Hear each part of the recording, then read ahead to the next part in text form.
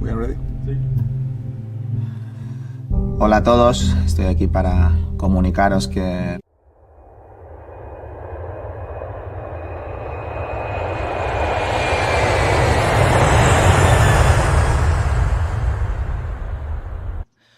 My name is Clara Towson, and I'm a friend of the show.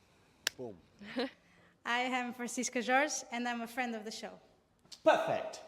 Hi, my name is Susan Leemans, and I'm a friend of the show. My name is Zainab Sammaz, and I'm a friend of the show. Boom.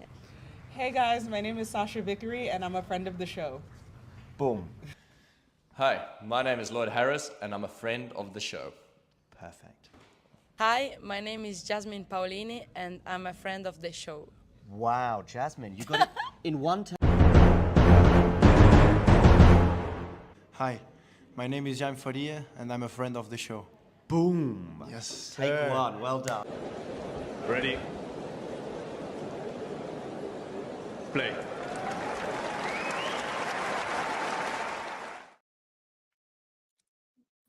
Well, hello there and welcome to WTA Weekly. We're back and I'm very pleased to say that I'm with my fellow WTA enthusiast, Mr. Miles David. Miles, how you doing? Hey, Nick. Happy to be back and chatting WTA Weekly with you this week. It's been a couple weeks. It has been a couple of weeks. I did briefly think it was you last week, but actually it was Andre. But it doesn't feel like it's been too long since we've spoken. Not too long, a healthy amount of time to talk some tennis. And we are tennis friends, of course. Mm-hmm. And we've just seen all the friends of the show. And I think it's appropriate that although she may not be the main headline of the podcast, I think it is worth at this point acknowledging that the friends of the show are going places, because Susan Leemans, who you saw in that intro, or maybe heard if you listened to the podcast, is now a WTA Tour champion, and she won the 250 event in Osaka that happened this week, which was actually an impressive run because she got through some tough opponents, including some established top 100 players. So yeah, it's great to see her building on the good results she got at Billie Jean King Cup back in May, which is where John interviewed her, where that clip is from. But yeah, thoughts on this title for Susan Leemans? I have a question first. In my research, did she have to do double duty on semifinal and finals day to raise that trophy? Did, yes. There was because of rain? Yeah, there was a rain. I think it was rain. What else? Or something. Yeah. Earthquake? I don't know. But yeah, I thought that was really impressive. I think it's always impressive when players at this caliber have to play more than one match in a day, because it just can disrupt their whole rhythm. But shout out to Susan Leemans. That's how she pronounced it in her intro, right? Leemans? That's right, yes. Leemans. So maybe we're gonna have to get used to pronouncing that. I think she's a 20. Yeah, her age right here shows 25. So we could be talking about her for the next 5 to 6 or so more years, and she could be somebody that is a quote unquote late bloomer in tennis. So more power to her. I can't say that I left the 250 tournament in Osaka with like a complete rundown of where her strengths and weaknesses are in her game, but she took advantage of a field where she beat everybody in front of her and she lifted the trophy, which is a milestone in anybody's career. So kudos to her. There were some particularly tricky people in that field, sort of low level. I think obviously we've got her on screen for the video version of the podcast, or we would if they put a picture of her on the WTA website. That's why I giggled at you said her on screen. I was like, that doesn't look like her. I reckon now, because I think she must be top 100 now. Yeah, absolutely. They're going to have to put a pic of her on there as a titleist and now a top 100er. They're going to get a pic of her on there. We're going to send this clip to the WTA headquarters and make sure it's mandated quickly. Yeah, I'm sure.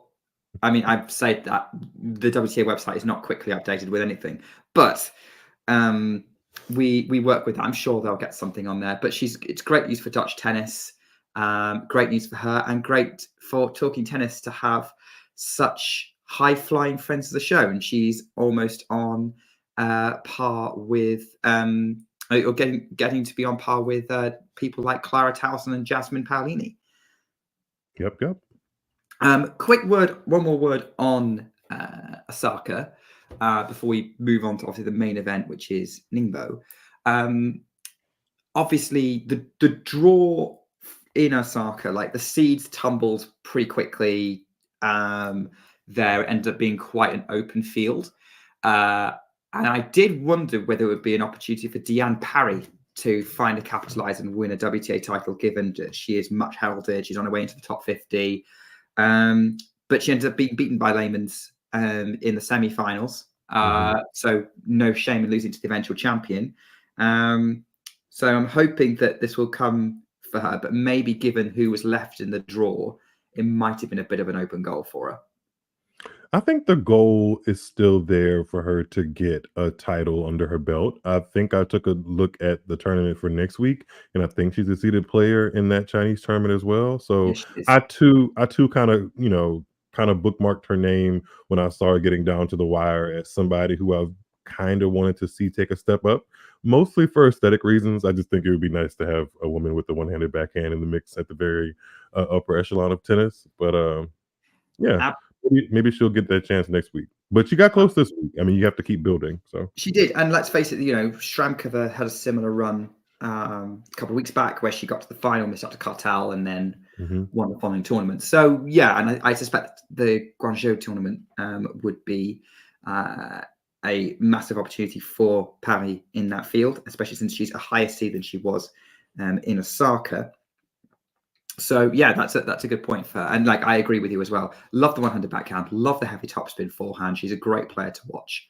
And I think it'd be great to see her sort of stick around and get some success and hit some highlights reels.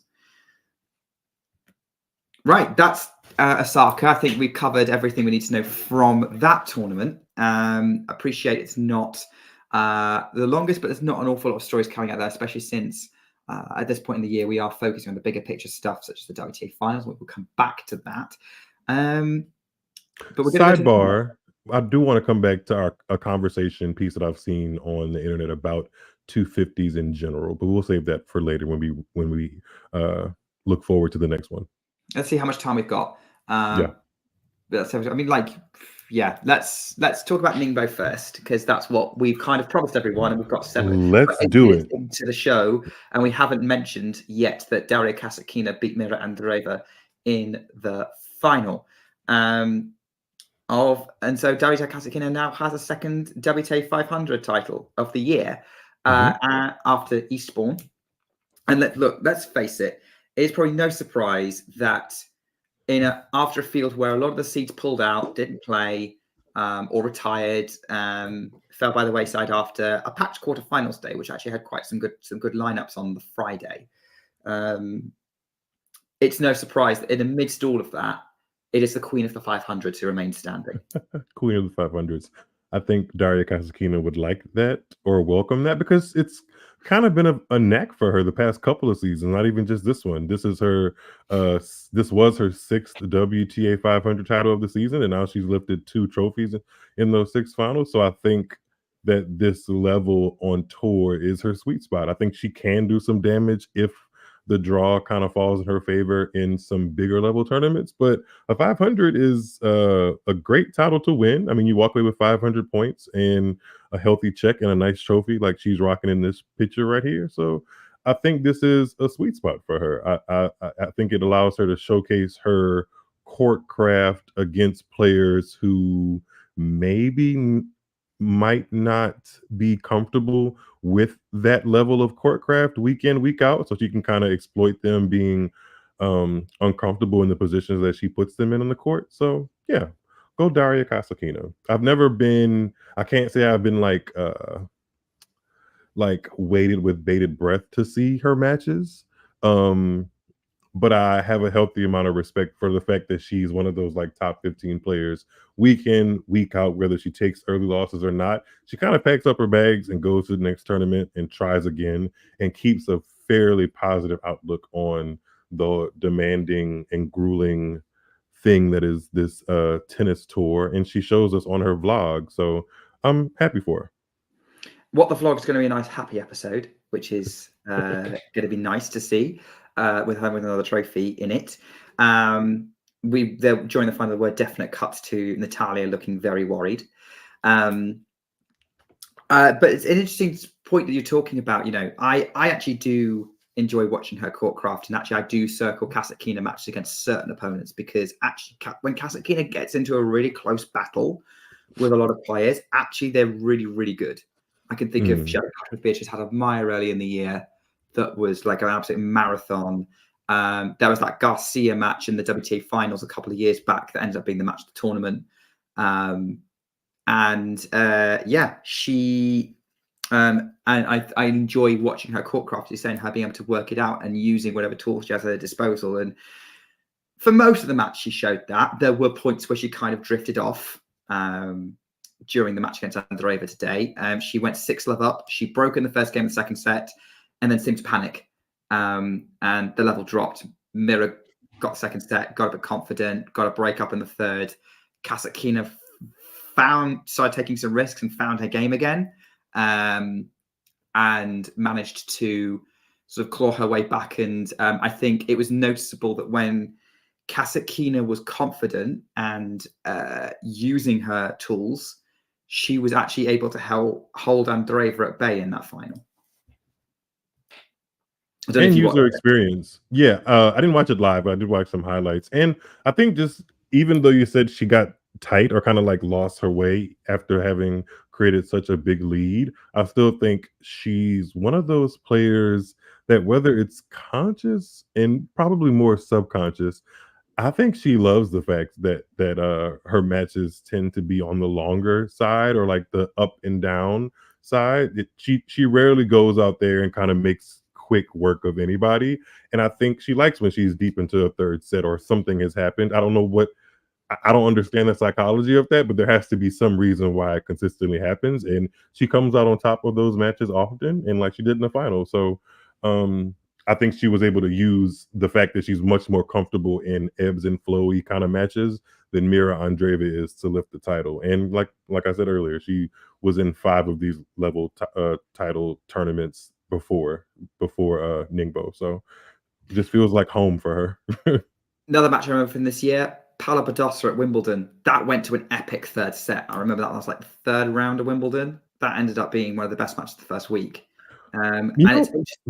My mind goes to a match in 2018 Indian Wells, because that was the first really big splash of Kasatkina's career. She beat Venus Williams in the semifinals, and I remember that match pretty vividly. And she was using all of her court craft there. So I think it comes down to that style. You're talking about the fact that she's willing to have a fight. I think because she is a crafty player, she's not going to hit you off the court. And I think she knows that often to win, she has to get into grinds and she has to be motivated to do that. So yeah, it doesn't surprise me that maybe she doesn't live for it, but she is prepared and ready to engage and not counting herself out in those kind of matches. When it does go tight, and she knows she can keep fighting, because she's at least, even if she doesn't win in the end, she's at least run it close. And she's got all that experience, as you mentioned before. So yeah, I reckon that there's something in that. Like, she knows what her skill set is. She very rarely hits anyone off the court. Even though I think she could if she had the energy for it, or if she really put her mind to it. But she, because of the way she plays, she knows she's going to be in that situation. Something just dawned on me, like the fact that she's made it to 6 WTA 500 tournament finals this year.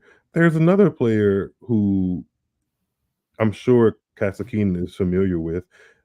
Oh yeah, and they are just one spot apart in the rankings. I was referring to Anna Kalinskaya, who I think made a good run in Ningbo as well. I think. Yeah, she's semi-finals. She semi-finalist hiring against. Was it Andreeva or Kasatkina? I think it was Andreeva. My app will tell me in 2 seconds. It was actually against Muchova in the quarterfinals. Oh, okay. And she lost that match fair and square, I think. Muchova beat her 6-3 in the third. But that came up to my mind because Kalinskaya and Kasatkina are 12 and 11 of the WTA rankings respectively, but Kasatkina being 11 is able to be computed in my mind much easier once you say that she's been to the final of 6 tournaments in a season, whereas Kalinskaya, she hasn't had a bad season. I don't want to make it seem like she's had a bad season, but it doesn't. When I read that she was 12 in the world, I was like, well, that's kind of higher than what I thought. Not saying she's a bad player at all, but that just didn't compute as easily as She's gone Kasatkina. deep at a few big tournaments, particularly thinking of Dubai, where she made the final. And the quarterfinals of Australia, so she's not a slouch. It was much easier to be like, oh yeah, Kasatkina should be in the top 15 easily, whereas Kalinskaya was like, oh, okay. If you look at the race, Kasatkina is now 9 in the race. She's moved ahead of Collins, which means that she would be second alternate for the WTA Finals at this point. So she's packing her bags to go to Saudi Arabia as an alternate. Could be going to Saudi Arabia, yeah. Once she's done with Tokyo, and she might be playing depending on who pulls out. So. Right? Is that how that goes? Well, yeah, we will come back to that. But yeah, she could be in line to play. I do want to talk about this sort of 6 finals in a year. Now, I haven't checked my Twitter since I posted my thoughts on the Daria Kasatkina win. I know it sounds crazy, but actually my Twitter usage is much more decreased than it used to be. So yeah, I haven't checked it in 11 hours. That sounds normal to me, Nick. Okay, that's good. So I don't know what the response to the tweet's been, what other people have said, but I am fully expecting to see a few tweets along the lines of why is Daria, especially when we come to the season end, why is Daria Kasatkina in the top 10, given that she's not performed in the big tournaments? And quick bit of maths, if you combine her Grand Slam and 1000 results, she's at a 50% win rate at that level, which is actually not bad. That's actually pretty decent. But it's the 500s that's kind of re-elevating her ranking. But actually, given she's got to the final 6 tournaments throughout the whole year, I would think, is it possible to underappreciate such an achievement? Yeah, the more I look at it, the more I realize that she was able to do this throughout the duration of a very long tennis calendar. Like I believe the first one was in Adelaide at the very beginning of the season, Abu Dhabi shortly after, Charleston, which is kind of, in the middle quarter of the season.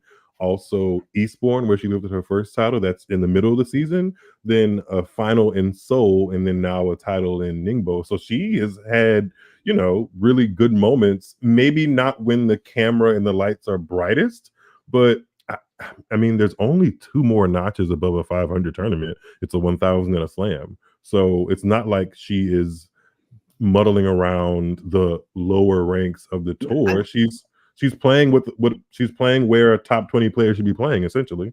And barring 1 or 2 exceptions, these 500 tournaments are full of top 10 and top 20 players. Yeah.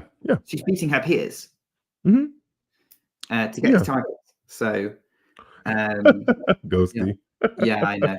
I knew somebody was going to use the word vulture or some variation of that. But I mean, is that what we referred to Rublev as when he was winning 500s multiple times in a season? Casper Ruud on the clay court.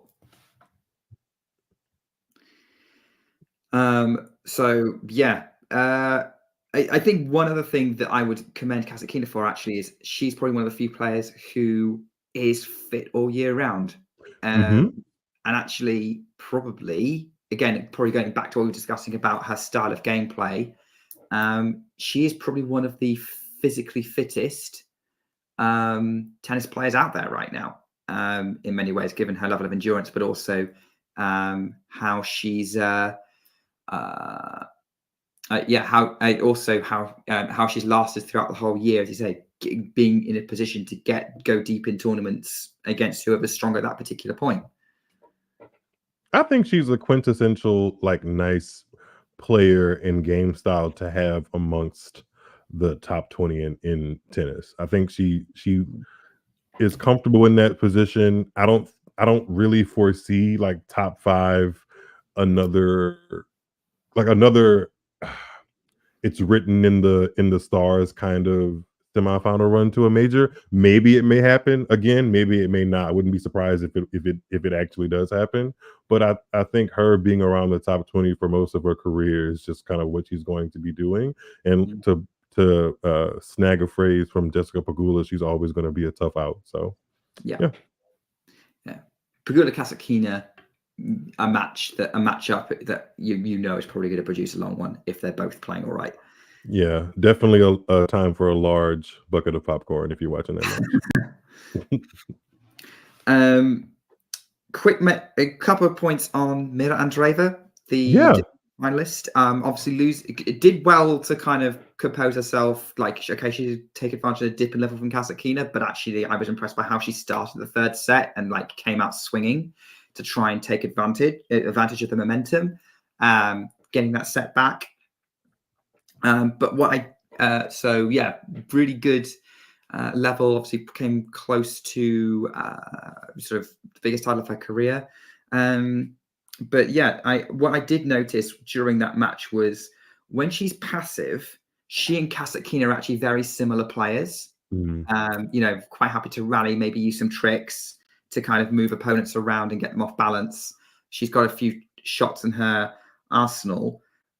So it was very interesting. It's like we've talked on the show before about players with sort of similar matchups and one being able to similar styles of playing each other and how they match up, and sort of one being able to exploit the other. Thinking of kind of Navarro and Goff, Swiatek and Goff, or Sabalenka and Zheng Wen. I felt a little bit like that watching a lot of this match, and that when they were playing very similarly, Kasatkina was the one who was able to execute that game style a bit better. I'm happy that Mirra Andreeva seems to be handling, I know she didn't win the tournament here, but she seems to be handling the level of hype around her fairly well. Like, not to be lost and not to be negated too heavily away from the fact that she beat Krejcikova and Muchova en route to the final. Yes, I know both of those players retired, but they retired trailing Mirra Andreeva, so that still counts as a victory.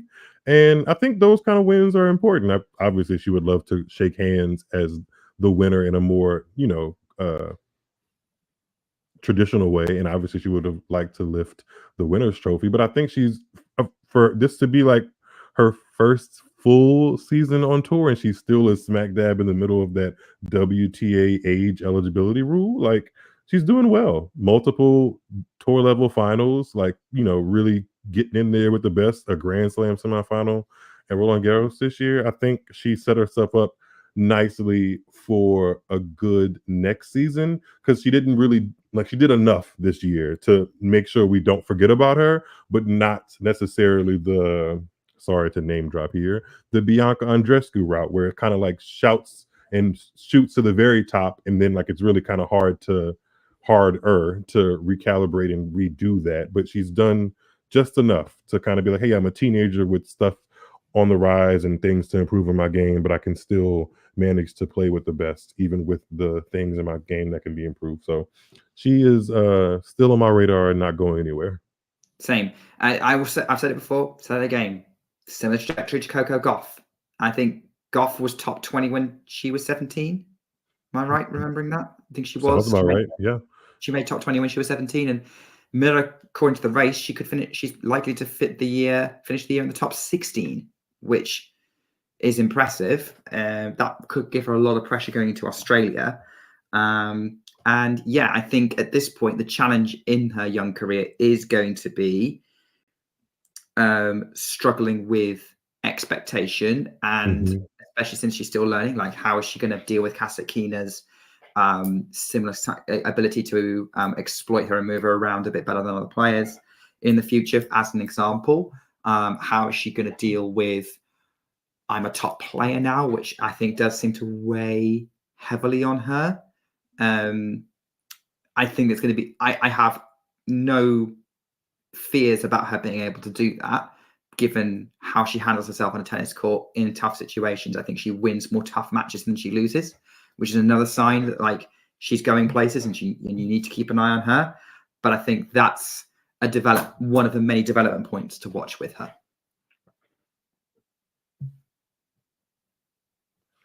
I am happy that she's developing, and I'm also happy that she was able to crack the top 20 and get a pet because of it. I think she was able to get a dog as like a reward to herself as becoming a top 20 player, if I read that correctly on the WTA website. I didn't see that, but that's great news for her. Yeah, I think she was like, "Hey, this is my incentive to get a pet." And I think her mom allowed that to happen for her. I mean, she's literally still a teenager, so things have to go through her parents naturally. But yeah, I think she has a puppy. Haven't seen the puppy yet or know what kind it is, but I am a dog lover. So Mirra Andreeva and a young puppy, because she's in the top 20, is a sight to see. And I'm happy with that. I just want to not make sure, that's not the right language. I just want to see her just continue. And I really actually want to see more matchups with her and Coco Gauff, because they played twice at majors in the last season. Yes. And I enjoyed both of those matches. One was more competitive than the other, but I just kind of want to see how she falls in the mix of women's tennis, as we know it's in a interesting phase right now. Yeah, I think Mirra Andreeva is the player who is very much the future. The question is how quickly the future arrives, and whether she's going to be in the mix with, I think, let's face it, the standard is Swiatek and Sabalenka. Rybakina in there as well, depending. But right now, for definite, Swiatek and Sabalenka. So, yeah, that's the benchmark she's going to have to reach if she's going to make the future happen now. She's been Sabalenka once, obviously. Pushed Iga as well. So where was that? Where did she push Iga? Exactly. Oh, this year? Yeah. Okay. Forgot about that. Dang. Things just kind of happen so quick in tennis. Yeah. So, yeah, that's going to be... so I think that's going to be like, okay, what steps she do? Can she beat a fully fit Sabalenka? Can she get 2 sets off Swiatek? That's going to be the next question. And obviously, if she does that again with an incomplete game, watch out, tennis world. Or if she can beat her sister. We saw a couple weeks ago that was a matchup that I don't think she loved. So there's another level of intrigue into the story of Mirra Andreeva. Yeah, I think she definitely needs to learn how to deal with other players figuring her out, and who better to figure her out than her sister.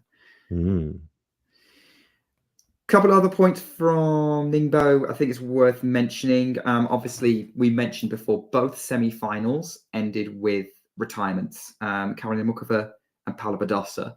Muchova retiring at a set and a breakdown against Andreeva. Paula Badosa barely getting any games against Kasatkina.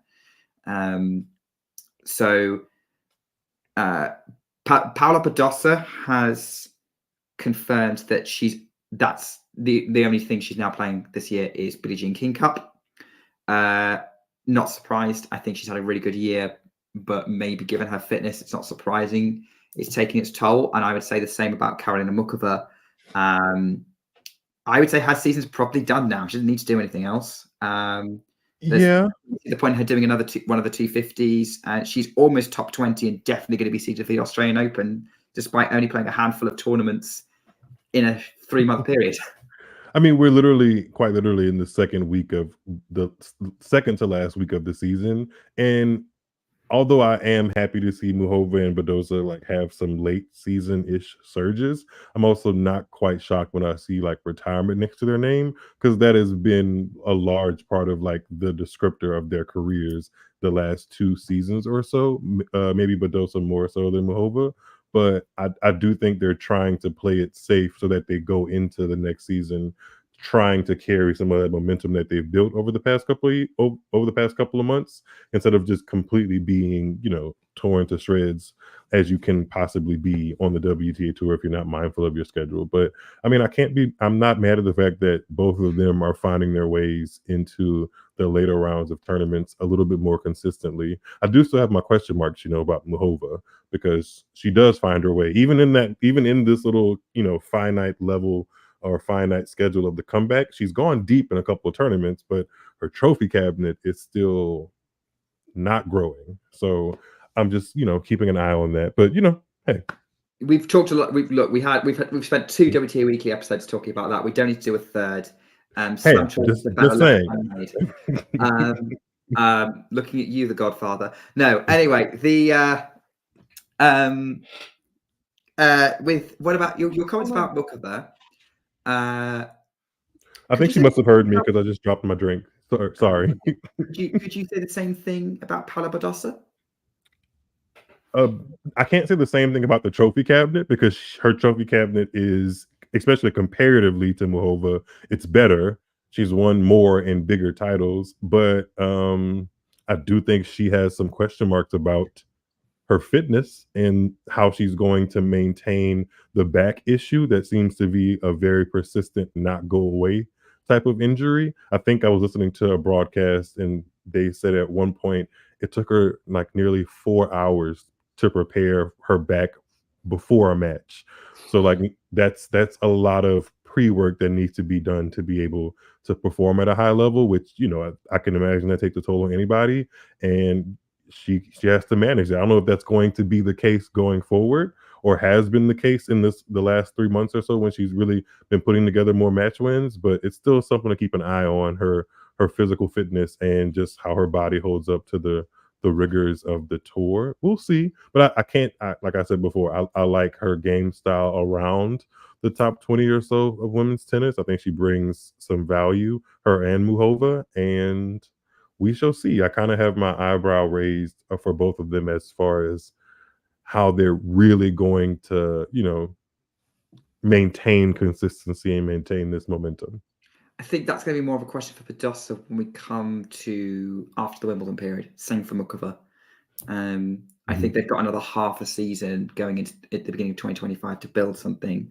I'd say, yeah, the Badosa thing. I feel like we're talking about her in similar ways to we're talking about Nadal, or we talked about Nadal.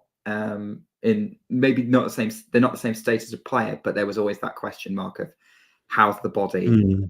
Are they managing it all right? Even though she's like 10 years younger than him.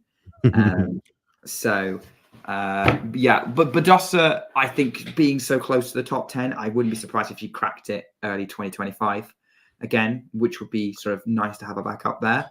And whilst her trophy cabinet, you're right, is bigger and more impressive than Muchova's in that she's got a bigger trophy. It's 4 titles, which would you expect that normally from someone who's made number 2 in the world? And that's not something I would say is Badosa's fault necessarily, because I think the main reason why is the injuries, which are not. I don't know that number 2 position in women's tennis has been a little interesting in the past couple of seasons because Kontaveit was there, Anja Jabeur was there, some other players have been there that didn't necessarily. I mean, no, Sakkari wasn't 2. I think she was 3. But there was some other. I think her career high is 3 because she played for the number 2 ranking, and then Ash Barty retired, and so on and so on and so forth. I think number 2 in the world. You would think that there's more than 4 titles to her name on the tour, but the most recent, the earliest one was 2021, whereas Muchova's was 2019. That's not forever apart, but it is. Muchova's been waiting a longer time than Badosa to lift the trophy, so I don't know if I had to. If you asked me who I thought was going to have a better 2025, I would give a slight edge to Badosa just because she knows what it feels like to be the last person standing in the tournament. She did it in DC in the summer, whereas Muchova has literally not done that since pre-pandemic. And I think those kind of, intangibles and small margins really do make up the difference in, sometimes having a good season, great season, or a terrific season. So if her body holds up, I give the edge. If we're comparing Muchova and Badosa, since they're kind of in similar positions at the moment, I give the slight edge to Badosa just because she, like I said, she's been the winningest of the 2. Yeah. Okay. So first of all, you're right. Sakkari's career high was 3. So that's right.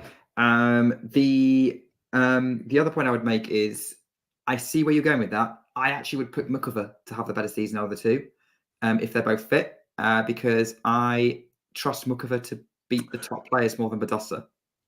I think I'm not necessarily putting this on you, but I think Muchova has a way of enchanting people. We've talked about this before, but I think she gets people's like minds going almost up farther in her potential than her reality. I'm not saying her reality is poor, but she hasn't given me a lot to feel like she's kind of inexplicable and hard to explain. Muchova is really, but I do feel like because her game is so aesthetically pleasing to watch, when it's time to talk about her, people inflate her just a little bit more than I am ready to. When Hey, we look, talk Miles, about, if it wasn't for Coco Gauff, she'd probably have a slam and 2 1,000 titles.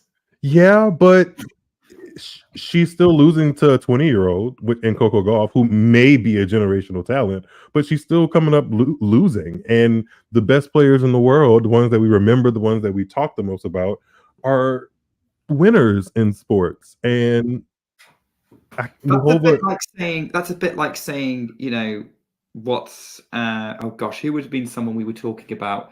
That's a bit like saying Amelie Mauresmo is probably not winning a slam because she keeps losing to Serena Williams.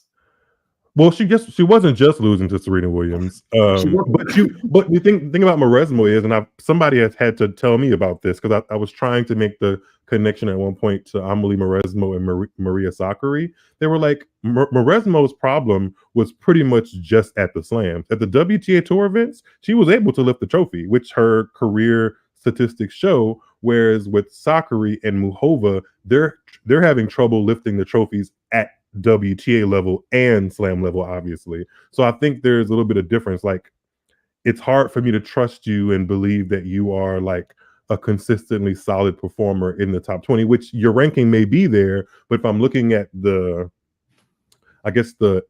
fruits of your labor, and we're looking at a trophy cabinet that has one title from 2019, it's hard for me to compute and like kind of put all of my chips in you, especially if I'm looking at putting my chips against somebody like Badosa, who won a title in the summer, and here we are in the fall, like that was a couple months ago, you know? So I'm looking forward, Miles, doing a show with you where Karolina Muchova has a trophy. Hey, Muchova, shut me up. This is I'll be fine to shut it up. I just want to see what it looks like to have Muchova be the person that gets all the glitter and the balloons poured upon her after winning the final match point, because I forgot what that looks like.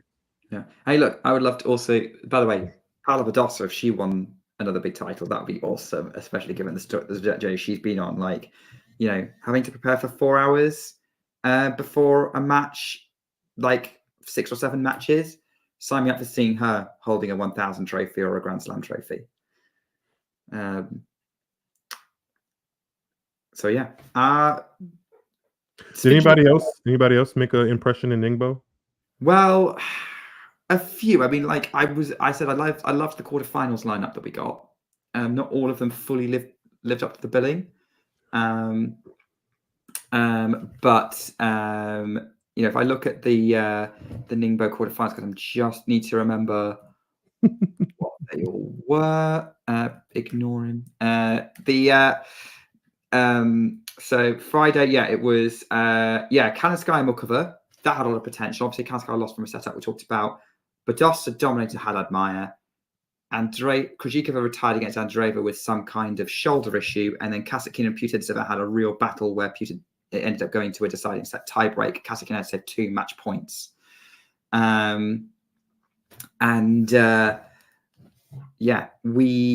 2 match points. So like there was some, but actually I think what I wanted to note on was Krejcikova pulling out. That actually her pulling the withdrawals are now setting the tone for our conversation around the WTA Finals. So first of all, Navarro pulling out. She was due to play Ningbo. She didn't. That pretty much guaranteed Zheng's qualification. So she's now officially qualified for the WTA Finals. She responds to that by pulling out of Ningbo herself. So our top 8 is theoretically complete. However, with the shoulder problem or neck problem that Krejcikova had, we now have questions about whether Krejcikova is actually going to go, because it's only like 2 to 3 weeks away. Obviously, depending on the severity of it, it could just be a slight pull, in which case she'll be fine, she'll be playing. But I said everyone looked fine in Berlin, like Sabalenka looked fine in Berlin, and Azarenka looked fine, and we're probably going to be fine after Berlin, and they both pulled out of Wimbledon. Shorter time frame for recovery, but now there is now questions around whether Krejcikova and Rybakina play, because Rybakina we still don't know. And that could mean that we end up in a situation where Navarro and Kasatkina end up playing.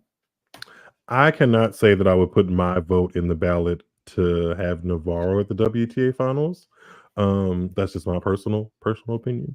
Is that because you saying you don't want to see her there, or is that you saying you don't think she's going to go?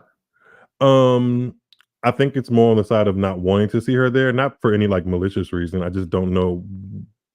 Her being there wouldn't, Miles. her being there wouldn't add much more intrigue to me. Not that Krejcikova is just blowing her out of the water, but Krejcikova adds a little bit more intrigue just because I kind of want to see what the dynamics are. They probably won't even be that large, but there is a certain dynamic of the fact that like she won one tournament all year, and it was Wimbledon, which is like, you know, a Super Bowl level tournament. But the rest of the year, she didn't really show up, and she's benefiting from this new rule that the WTA put into effect immediately. So I just kind of want to see her go through with that. And yeah, I think her game, if she's healthy and playing well, which is a big if considering it was only put together for 2 weeks this year, I think her game matches up, and we've seen it match up against the other players better than Navarro. I mean, Krejcikova has wins over Iga. Maybe not so much the matchup against Sabalenka, but the other players, yeah. Sure. She's definitely beat Sabalenka because she beat Sabalenka and Iga to win the title in Dubai in 2023. So yeah. She can beat them. I mean, okay, Sabalenka dominates her in every other match they played the rest of the year. But yeah, I get what you mean in terms of like when you compare the status of those players, Krejcikova is the one I would prefer to see because she does challenge Iga and Arena. Or she's shown she's able to do that, and she is a Grand Slam champion, and I would love to see all the Grand Slam champions at the event. So yeah, absolutely, would love to see Barbora Krejcikova there. I hope that she does recover from it. I think the tournament would be better off for it. But even if she does play, does Rybakina? I don't think she will, nor do I think she should. I don't see the benefit of like with her not having what she pulled out of the US Open, so we can effectively say she didn't really play that tournament besides one match. With her not having played, I don't see what the benefit would be to kind of jump in on the tail end of the season and compete with literally the best players of the season when she kind of has all this stuff swirling around about who's her next coach going to be, what's the reason she got rid of the last coach. So if I were her, I would just kind of put this season to bed and look forward to kind of starting 2025 with a fresh slate of eyes and kind of faith that things will get better in her personal and tennis life. And thank you, Nick, for allowing me not to get into a hole about why I don't find Navarro as appealing. Because if I would have just sat there and kept talking about it, maybe would have gotten negative. So this is why we I mean, I was going to say, well. Like, if Rybakina doesn't play, Navarro is, unless Kasatkina wins in Tokyo. See, like somebody just said Miles taking more shots at Navarro. It's not shots. I just was saying she's the one. If I had to choose, it'd be Krejcikova over her. But back to Rybakina, I don't think she should play. I would, if I was in her camp, given the fact that people are like talking about her status mentally and emotionally. Yeah, I don't see the benefit. I mean, it would help her like what? Her season-ending prize money, I guess. But I mean, we don't realistically think she's going to just pop up. Comes out swinging, wins the whole thing, and says, "Watch out for me in 2025." Yeah, but like, again, if that happens, Rybakina, shut me up. Like, hey, make a fool out of me. But like, what are the odds of that happening? I feel like they're fairly low. Depends on her mental state, which you can't really comment on because you've got no data on it. And frankly, we have inklings of data. Not from her mouth, but we have inklings. I don't like it when people do that. I don't like doing that kind of speculation. I don't think it's fair to the person involved. I have an analogy there, Nick. Should I? It's pretty simple. If you see it sprinkling, are you going to tell me that it's not going to rain soon? No, I'll tell you the shower. I'll say the shower passes. We have very different ways of looking at things. Like it depends on the sky, right? But yeah, But I mean, if three people are lined up and saying, "Hey, this sky looks very aggressive. It's gray. It's rolling. There's thunder," and they all come to the conclusion that, "Hey, it's probably going to rain in the next 10 minutes or so," I'm gonna be able to believe them based off what they just showed me and told me, instead of like it's coming from somewhere. And I feel like the talk around Rybakina is not necessarily coming and being pulled from thin air. Is it like you never want to go full force into allegations, but there has to be something there. I'm not. Look, we've got the problem with the analogy there is that with the sky thing, the Rybakina stuff is less obvious. Okay. So yeah, this is where we're kind of getting into this. But yeah, this is where we kind of maybe different sort of where I do agree with you is I am also struggling to see the overall benefit of playing the WTA Finals after having such a long break. But if Rybakina is motivated to compete, then I'm going to she's going to compete. I'm going to massively support that. I'm going to be behind her doing really well. So yeah, I can see potential benefits of her doing it to maybe sharpen her up and give herself a good season's end. But I can also see the benefits of kind of putting the season to bed, taking time to sort the coaching situation out. So since she has qualified, if she pulls out Rybakina and Krejcikova pulls out because of her recently developing issue, that means Kasatkina and Navarro. Yeah, it would be Navarro first. So let's say, oh brother, if you look at order of likelihood of who's not playing, it's Rybakina then Krejcikova. So you'd have Navarro instead of Rybakina, and then if Krejcikova pulled out, it'd be Kasatkina instead of Krejcikova. Sure, put Navarro in there. Sure. I mean, let her win the whole thing. Unfortunately, Danielle Collins is now probably out of the running, but not out of her career. No, surprising me, because I fully believed her and said she was done. Me too. And so many other people did. And she's like, "No, I'm playing United Cup. I'm doing 2025." Reasons make sense to me. She was obviously retiring she wants to retire to start a family. She's realized that that's going to take longer than expected. So I guess why not make a bit more money playing tennis? I don't think she's about making No, okay. It's about making money, but that's a bad way. I phrased that bad. I know what you meant. I know exactly what you meant. I didn't take it as a dig toward Collins. I don't think she would either. But I mean, realistically, she plays more tennis. She's going to make more money. But I think she wants to. I mean, she was not that far off. Having a career and like continue to invest in her career. She was not that far off from knocking off who we thought was going to be a gold medalist, but turned out to be a bronze medalist a couple months back at the Olympics. So her level, she's shown a couple different times this year that her level is right there. So yeah, I mean, if she wants to come back and play, best of luck to her. And I do miss her leaning on that backhand. So yeah. So, sign me up for that. I can't lie. Whilst I was a little, I was like, okay, yeah, she's continuing to play. I am very happy to see her back on tour and continue to be on tour, because I think she does bring a nice freshness and sort of, I love her blunt and honest vibe, but genuineness, and her fight on court is great. So yeah, big fan of her. Probably puts me at odds with the rest of the eager fan base.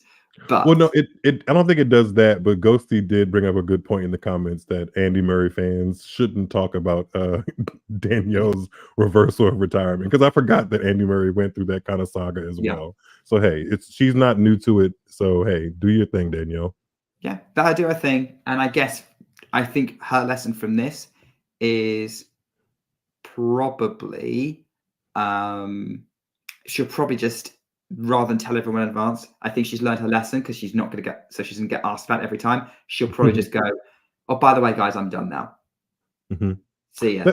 That's what made the original announcement believable, because she did it just out minutes after almost beating Iga in Australia. Remember, she was like, that was a great match. She was like, yeah, actually, this is gonna be my last season on tour. Okay, well, sure. Yeah. And yeah, that's what made it. It's like, yeah, but I believe her reasons in that. Hey, you know what? She doesn't have a reason to stop now, so keep going. We've gone on a bit of a tangent. So obviously we were talking a little bit about, so obviously sadly Danielle Collins is probably not going to play the WTA Finals. And we were talking about players who might not be playing. Someone who was on that list of like potential question marks of whether they were going to play was Iga Swiatek. She's definitely going. She's confirmed it when she confirmed her new coach, right?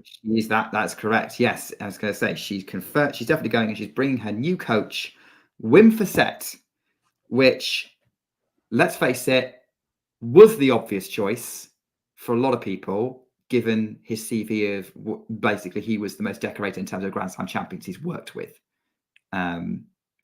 I wasn't super convinced that he was the best choice. Iga Swiatek is the better judge of that for what she wants. So let's see how this partnership works out. And it's going to be a heck of a baptism of fire to go straight into the WTA Finals with this. But hey, useful data gathering exercise, I suppose. As defending champion, more power to her. I think that Wim Fissette is obviously accomplished as a coach. I think he's had some great pupils to help him in that. So we shall see where that goes. I'm not convinced that it's going to be a long partnership or necessarily fruitful one, but we will definitely be able to see more clearly how things are going when she steps back onto the clay in 6 months or so time. So, yeah. It sounds like you and I have very similar perspectives on Wim Fissette, because I think I put a tweet out saying I haven't seen him make a significant long-term impact on any of his players that he's coached. Like there's usually like a short-term boost. They'll get a big result and then it kind of tails off a little bit. But that's actually got me thinking about kind of the role of a coach on the Pro Tour, because I think we have this idea of a coach being someone who is a director or someone who molds a player in an image they have an idea of. But actually, maybe in the WTA, maybe most coaches, when you look at sort of the actual interactions we see on court or maybe behind the scenes, coaches are more of sounding boards, analytical support for like looking back at matches and like looking into what may have gone wrong and being an encourager and an enabler of a player to be the best version of themselves. I think that's kind of where I'm leaning towards it. Certainly, that seems to be the style of thing that Wim Fissette is going for. But I thought that's my current thoughts on the matter. Maybe I was interested to see who my guest was, so I could get their perspective on it. So Miles, go for it. I think looking at this list now, I think are you familiar with the term trophy wife? Yes. I think Wim Fissette is a little bit of a trophy coach. I think he has a very decorated and obvious why wouldn't you pick this player if he's available kind of aura to him, and that has allowed him to rack up the names that we see on the screen now, which are all accomplished names. I think everybody on that list has made it to a Grand Slam final except maybe one or two. And some have gotten really close. Yeah, some have gotten really, really close. They've been top 10 players for sure. I think the only one who's not is Konta. And yeah, I think so. She arguably had good opportunities to at Wimbledon 2017 and the French in 2019. Venus stopped one of those, which I'm partial to. But yeah, I think I think that's why he's been able to kind of get close to some of these very, very high elite players, especially in the women's tour, is because he looks great on paper. Like he comes with a lot of experience, and there has to be some reason. I'm not saying this to kind of to dig at him or to like scrounge through a reason because I dislike him, because that's not true. I don't dislike him, but there clearly is a bit of a pattern there.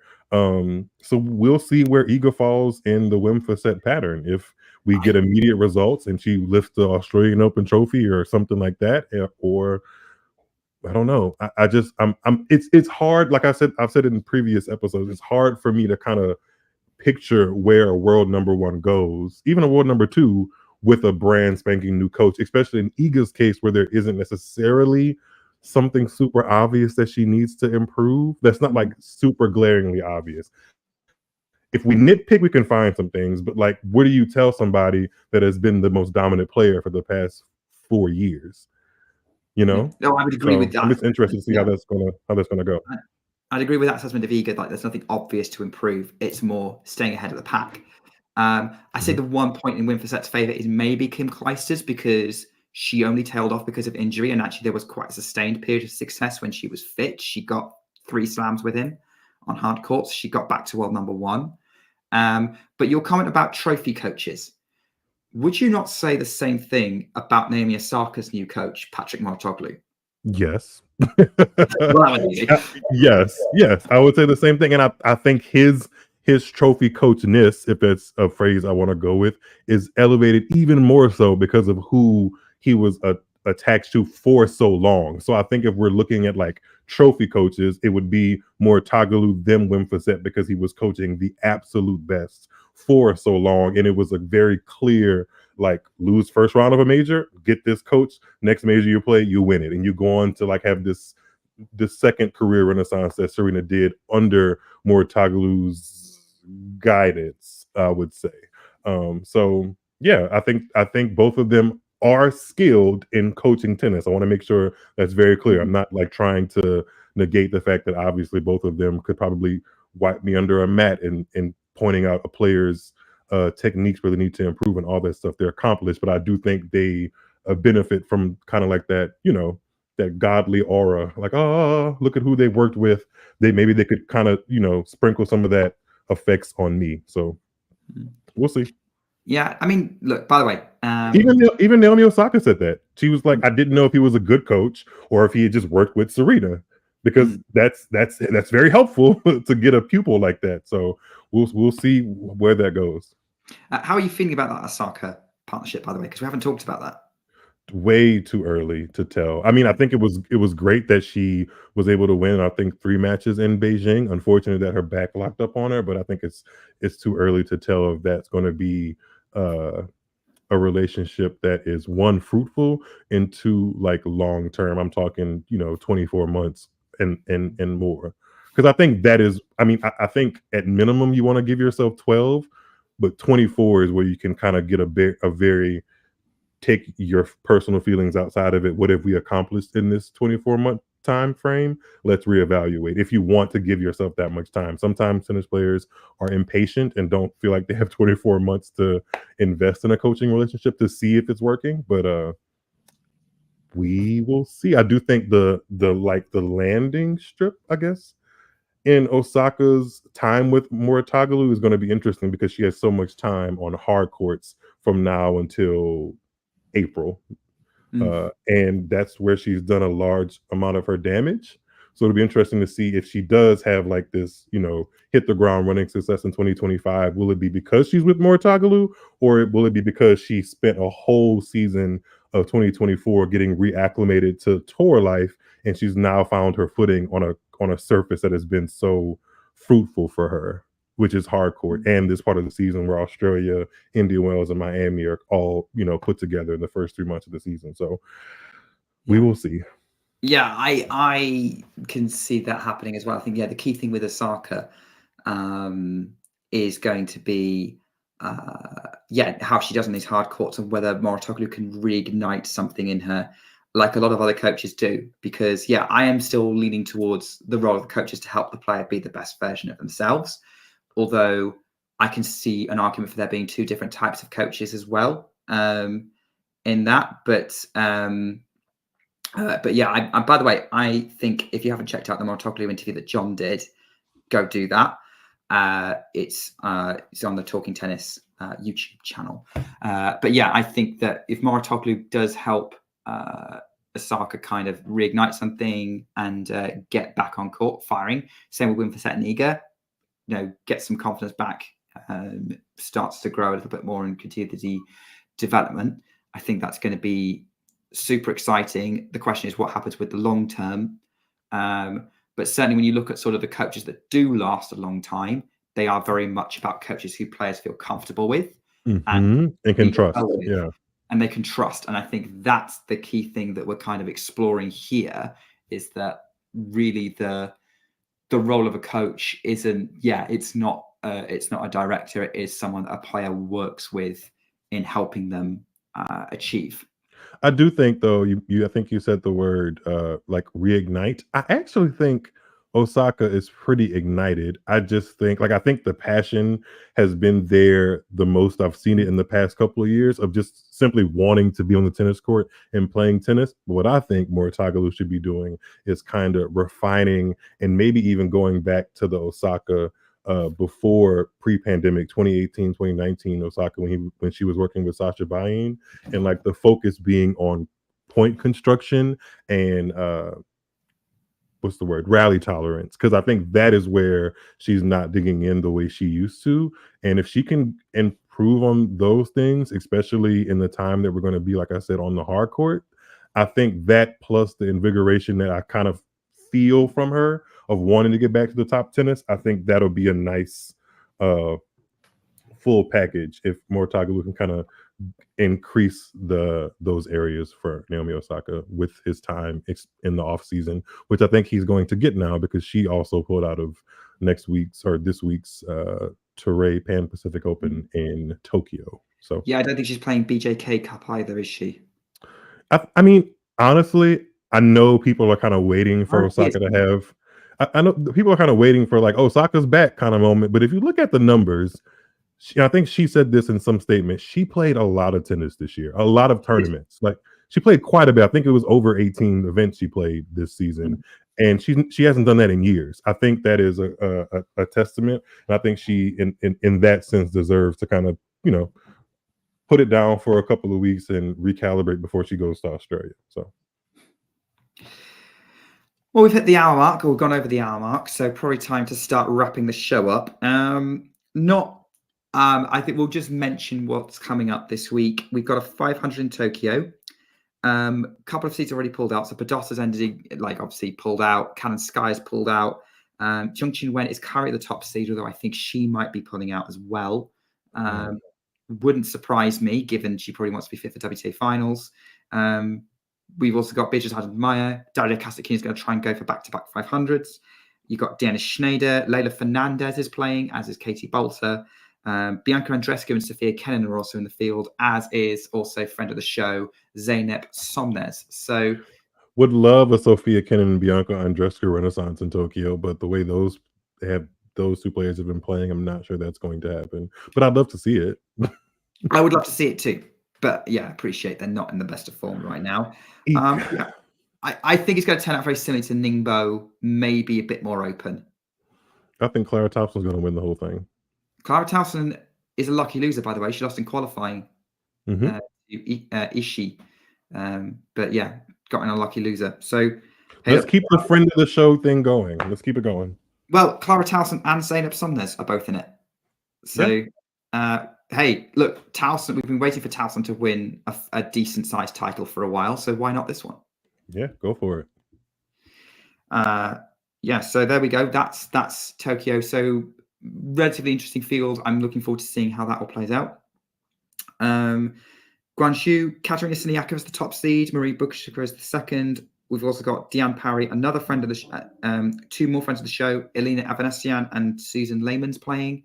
And Harriet Dart is also playing for any British interest involved. So I'd say Guangzhou is probably going to turn out similarly to the Osaka tournament, in that it's probably going to be pretty wide open who wins that one. And we remember are rooting for Diane Parry. And if Diane Parry doesn't do it, I think I would like to see Rebecca Shramkova or Elena Avanesian add some hardware to their. Well, Shramkova's already got some. This is true. Parry and Avanesian are not WTA Tour champions, I don't believe. No, so it'd be cool to see either of them winning that one. Yes, that is also fair. Yeah, I'd be up for that. Happy for seeing that. Oh, hey, Harriet Dart. That'd be quite cool for a Brit. Mm-hmm. So there we go. That's what we've got to look forward to. I'm just seeing a comment from Trishan saying that Layla needs a title. Yeah, I love Layla to win in Tokyo.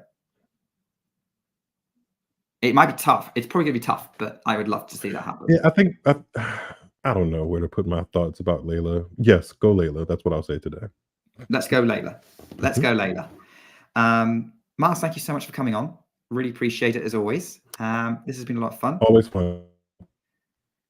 And yeah, we will. Thanks to all of you in the chat interacting as well. There's been lots of really good conversation happening. I can see. Thanks to anyone who's listening or watching us back. Hope you enjoyed the show. Leave us a comment, leave us a like if you enjoyed it. We'll keep making more of these. I'm planning to keep making more of these next week when we come back to review Tokyo and Gwangju and start really winding down the season now. So thanks everyone for joining. Speak to you soon. In the meantime, take care and keep talking tennis. If you enjoyed this video, make sure you hit that like button. Don't forget to subscribe and click that notification bell so you don't miss out on all things tennis.